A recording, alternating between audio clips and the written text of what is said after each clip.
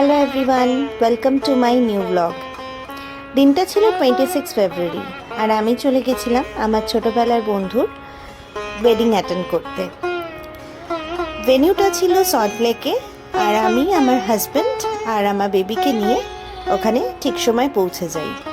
ওই যে বললাম ছোটোবেলার বান্ধবী, আমরা একদম ক্লাস 7 থেকে ফ্রেন্ডস। আর শুধু ও আর আমি নই, আমরা 4জন ফ্রেন্ডস। ধীরে ধীরে সবার সাথে ইন্ট্রোডিউস করাবো এই ভিডিওতে। একদম ক্লাস 7 থেকে একসাথে স্কুলে পড়ি, 4জন বেঞ্চ পার্টনারই বলা যায়। সেই ক্লাস 7 থেকে এখন অবধি ইটস বিন 20 ইয়ার্স আমরা ফ্রেন্ডস। সো ডেফিনেটলি ওর বিয়েটা তো অ্যাটেন্ড করতেই হতো। অ্যান্ড দেখে হয়তো বুঝতেই পেরেছো ও হচ্ছে নেপালি। সো এরকম একটা সুযোগ তো আরোই ছাড়তে পারিনি যেখানে একটা নেপালি ওয়েডিং আমরা অ্যাটেন্ড করতে পারতাম। সো আমরা পৌঁছানোর কিছুক্ষণ পর বর চলে আসে। এখানে কিছু একটা রিচুয়ালস হচ্ছিল। ওরা মানে বর আসার পর তাকে বরণ করে নিয়ে আসা হয়, তারপর এখানে কিছু একটা রিচুয়ালস হয়। দেখো সবাইকে কি ভালো লাগছে, সবাই মানে কাইন্ড অফ ট্র্যাডিশনাল নেপালি অ্যাটায়ারে বেশ সুন্দর লাগছে সবাইকে দেখতে। মাঝে আমি একটু সময় পেলাম, তাই ভাবলাম ছেলেকে খাইয়ে দিই। সো দুজনে মিলে একটু টাইম নিয়ে ছেলেকে খাওয়াচ্ছি।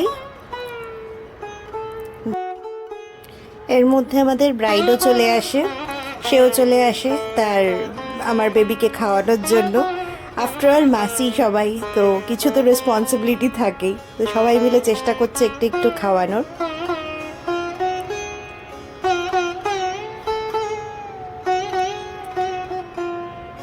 এরপরে শুরু হয় ব্রাইড আর গ্রুমের, মানে ব্রাইডের এন্ট্রি, গ্রুমের সাথে দেখা হবে, যেটা আমরা বেসিক্যালি বলে থাকি শুভদৃষ্টি। ওদের হয়তো এইভাবেই একটা রিচুয়াল হয়। সো একটা ভীষণ ভালো একটা ওয়েডিং সং বাজছিল ব্যাকগ্রাউন্ডে, যেটা আমি এখানে দিতে পারলাম না। সো আমার খুব ভালো লাগলো এই এন্ট্রিটা, এই নতুনত্বভাবে এন্ট্রি করাটা। এরপরে আর একটা কিছু রিচুয়াল হচ্ছিল, ওরা চলে আসলো ভেতরে যে জায়গাটাতে ওদের বসার জায়গা রয়েছে সেখানটাতে এসে কিছু রিচুয়ালস করছিল। খুব ভালো লাগছিল জানো তো। নতুন মানে জেনারেলি আমরা নর্মালি বেঙ্গলি বা আমি এখন অবধি কিছু কিছু নর্থ ইন্ডিয়ান ওয়েডিংস দেখেছি, তো এটা একটা নতুনত্ব জিনিস, নতুন রিচুয়ালসগুলো দেখছি, তো বেশ ভালো লাগছে। এটা ওদের বরমালা হচ্ছিল, তো যেটা আমাদের জেনারেলি হয়ে থাকে, আমরা নর্মাল ফুলের মালা দিয়ে করি। তো এটা বেসিক্যালি ওদের একটা ট্রেডিশনাল জিনিস, যেটা দিয়ে ওরা ফার্স্ট বরমালাটা করলো। তারপরে ওরা যেটা আমরা জেনারেলি নর্মাল ফুলের মালা দিয়ে বরমালা করি, সেটা দিয়ে ওরা আবার একটা বরমালা করবে।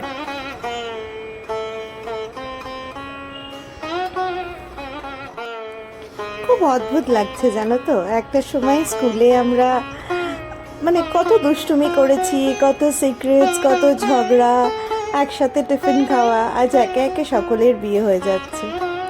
এর মাঝে আমার ছেলেকে একটু আমার এক ফ্রেন্ডের মায়ের কাছে দিলাম, ভেবেছিলাম ওকে দিয়ে আমরা একটু খেতে যাব, বাট সেটা আর হলো না। সে তো কান্না জুড়লো, বাবার সাথেই থাকবে। তো আমি আলটিমেটলি আমার হাজব্যান্ডের জন্য একটু খাবার নিয়ে নিচ্ছিলাম। এখানে খাবার জায়গায় চলে এসেছি। প্রথমে একটু স্যালাড নিয়ে নিলাম আর রায়তা তার সঙ্গে।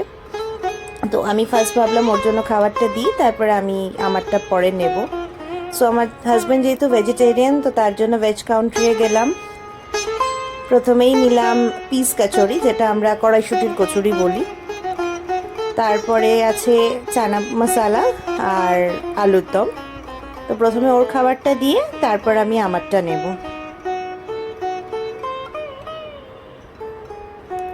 এখানে একটু আলুর দমও নিয়ে নিলাম,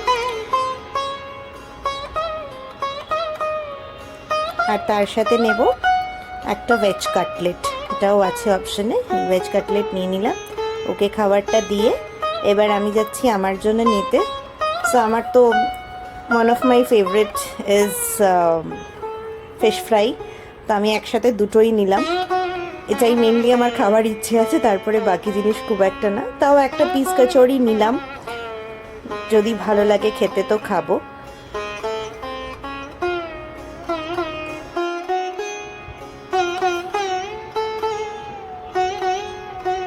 এই খাবার নিয়ে বসে পড়েছি।